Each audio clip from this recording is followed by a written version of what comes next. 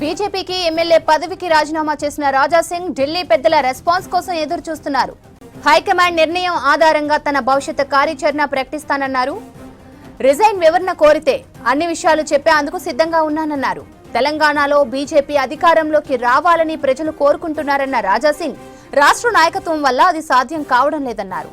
తనను బీఆర్ఎస్ కాంగ్రెస్ పార్టీలు చేర్చుకోవని అంటున్నారు రాజా సింగ్. బీజేపీకి ఎమ్మెల్యే పదవికి రాజీనామా చేసిన రాజా సింగ్ ఢిల్లీ పెద్దల రెస్పాన్స్ కోసం ఎదురు చూస్తున్నారు. హైకమాండ్ నిర్ణయం ఆధారంగా తన భవిష్యత్ కార్యాచరణ ప్రకటిస్తానన్నారు. రిజైన్ వివరణ కోరితే అన్ని విషయాలు చెప్పేందుకు సిద్ధంగా ఉన్నానన్నారు. తెలంగాణలో బీజేపీ అధికారంలోకి రావాలని ప్రజలు కోరుకుంటున్నారన్న రాజా సింగ్ రాష్ట్ర నాయకత్వం వల్ల అది సాధ్యం కావడం లేదన్నారు. తనను బీఆర్ఎస్ కాంగ్రెస్ పార్టీలు చేర్చుకోవని అంటున్నారు రాజా సింగ్. బీజేపీకి ఎమ్మెల్యే పదవికి రాజీనామా చేసిన రాజా సింగ్ ఢిల్లీ పెద్దల రెస్పాన్స్ కోసం ఎదురు చూస్తున్నారు. హైకమాండ్ నిర్ణయం ఆధారంగా తన భవిష్యత్ కార్యాచరణ ప్రకటిస్తానన్నారు.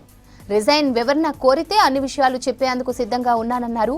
తెలంగాణలో బీజేపీ అధికారంలోకి రావాలని ప్రజలు కోరుకుంటున్నారన్న రాజా సింగ్ రాష్ట్ర నాయకత్వం వల్ల అది సాధ్యం కావడం లేదన్నారు. తనను బీఆర్ఎస్ కాంగ్రెస్ పార్టీలు చేర్చుకోవని అంటున్నారు రాజా సింగ్. గోషామహల్ ఎమ్మెల్యే రాజా సింగ్ తాజా కామెంట్స్. నెక్స్ట్ ఆయన దారెటు అనే అంశాలపై మరిన్ని డీటెయిల్స్ విజయ్ లైవ్ లో అందిస్తారు. విజయ్, రాజా సింగ్ నెక్స్ట్ స్టెప్ ఎలా ఉండనుంది?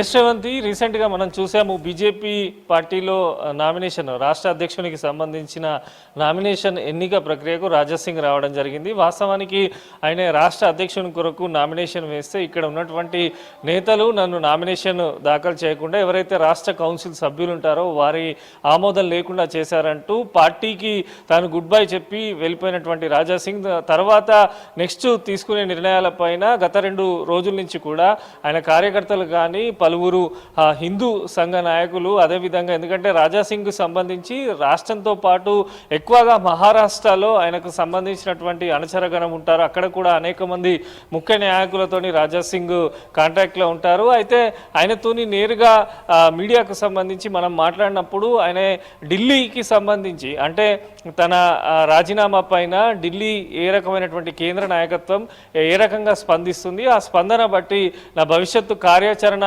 ఉండబోతుందంటూ కూడా రాజా సింగ్ స్పష్టం చేశారు. వాస్తవానికి ఇటు శివసేన కానీ ఇంకేదైనా పార్టీలకు సంబంధించి రాజా సింగ్ వెళ్దామని కొంత చర్చ జరుగుతున్నది. ఆయనకు సంబంధించినటువంటి అనుచరులు కూడా ఇదే విషయాన్ని కొంచెం స్పష్టం చేస్తున్నారు. అయితే రీసెంట్గా మళ్ళీ నిన్న సాయంత్రం ఉన్నటువంటి సమాచారం మేరకు నేను ఏ పార్టీలోకి వెళ్ళను, ఇటు రాష్ట్రంలో అధికార పార్టీ కాంగ్రెస్ అయినా ప్రతిపక్షం బీఆర్ఎస్ అయినా నేను ఏ పార్టీలోకి వెళ్ళను.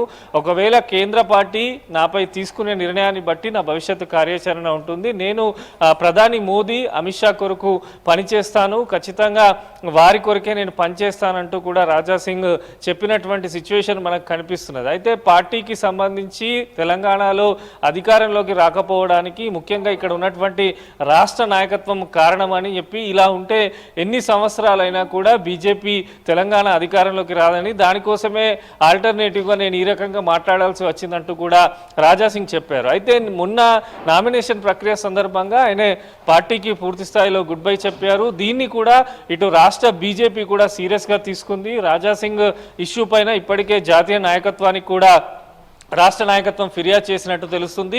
అయితే కేంద్ర పార్టీకి సంబంధించి ఏ డిసిజన్ తీసుకుంటారు రాజా సింగ్, ఎందుకంటే గతంలో ఒక ప్రసంగంలో ఇట్లా కామెంట్స్ చేసిన తర్వాత ఆయనను కొన్ని సంవత్సరాలు కూడా పార్టీ నుంచి సస్పెండ్ చేశారు. మళ్ళీ తిరిగి ఎన్నికల ముందు ఆయనను పార్టీలోకి తీసుకున్నారు, ఆయన విజయం సాధించారు. ఇప్పుడు భవిష్యత్తు కార్యాచరణకు సంబంధించి రాజా సింగ్ అయితే స్ట్రైట్ ఫార్వర్డ్గా చెప్తుంది ఏంటంటే తెలంగాణలో కొందరి నేతల వల్ల పార్టీకి పూర్తి స్థాయిలో నష్టం జరుగుతుంది, కింది స్థాయి కార్యకర్త కూడా బాధపడేటువంటి సిచ్యువేషన్ ఉంది అంటూ కూడా రాజా సింగ్ చెప్పారు. ఇక అధ్యక్షుడిగా ఎన్నికైనటువంటి రామచంద్రరావు పేరును కూడా ప్రస్తావిస్తూ రామచంద్రరావు వ్యక్తిగతంగా చాలా మంచివాడు, ఆయన మంచివాడు అంటూ కూడా కితాబు రాజా సింగ్ ఇవ్వడం జరిగింది. అయితే పార్టీలో ఉన్నటువంటి కొందరి నేతలే టార్గెట్ చేస్తూ రాజా సింగ్ పదే పదే కామెంట్ చేస్తున్నారు. బీజేపీని వీరు ఎదగనివ్వడం లేదు, ఇటు బీఆర్ఎస్ కానీ ఇతర పార్టీలతోని కొందరు ముఖ్య నేతలు పదే పదే సంబంధాలు పెట్టుకుంటున్నారు, పార్టీకి ఇది తీవ్ర స్థాయిలో నష్టం కలుగుతుంది, అందుకే నేను పార్టీ నుంచి రాజీనామా చేసి బయటకు వచ్చా అని చెప్పి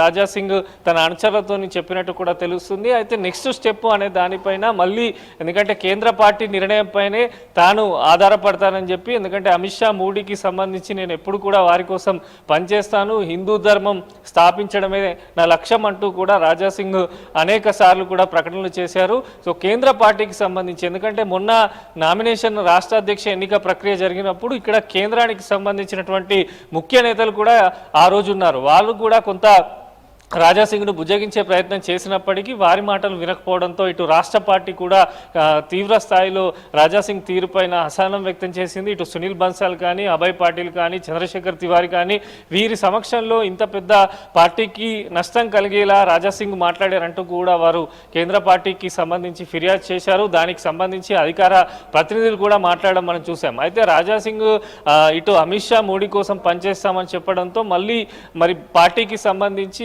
చర్చలు జరిగితే తనను పిలిస్తే ఢిల్లీకి నేను పూర్తి స్థాయిలో వివరణ ఇస్తాను, కేంద్ర నాయకత్వం దగ్గరే అసలు రాష్ట్ర పార్టీలో ఏం జరుగుతుందో మొత్తం వివరణ ఇస్తాను అంటూ కూడా రాజా సింగ్ చెప్పడం జరిగింది.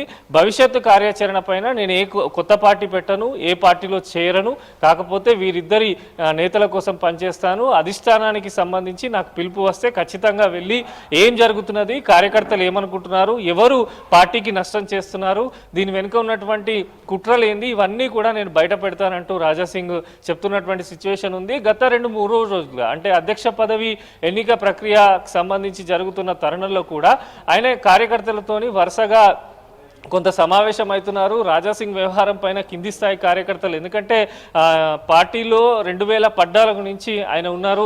హైదరాబాద్కు సంబంధించి సీనియర్ ఎమ్మెల్యే, బీజేపీకి సంబంధించి ఒకే ఎమ్మెల్యే ఎన్నోసార్లు ఉన్నటువంటి సిచ్యువేషన్ ఉంది. ఇప్పుడు నేరుగా ఆయన పార్టీ పట్ల ఈ రకంగా ఆరోపణలు చేయడము, పార్టీకి రాజీనామా చేయడంతో కార్యకర్తల్లో కొంత గందరగోళ పరిస్థితి నెలకొంది. అయితే ఢిల్లీకి వెళ్ళి ఢిల్లీ నుంచి సంబంధించి నాకేమన్నా సమాచారం వస్తే ఆ తర్వాత నా భవిష్యత్తు కార్యాచరణ ఉంటుందని చెప్పి అయితే రాజాసింగ్ స్పష్టం చేసే సిచ్యువేషన్ అయితే నెలకొంది. శ్రవంతి.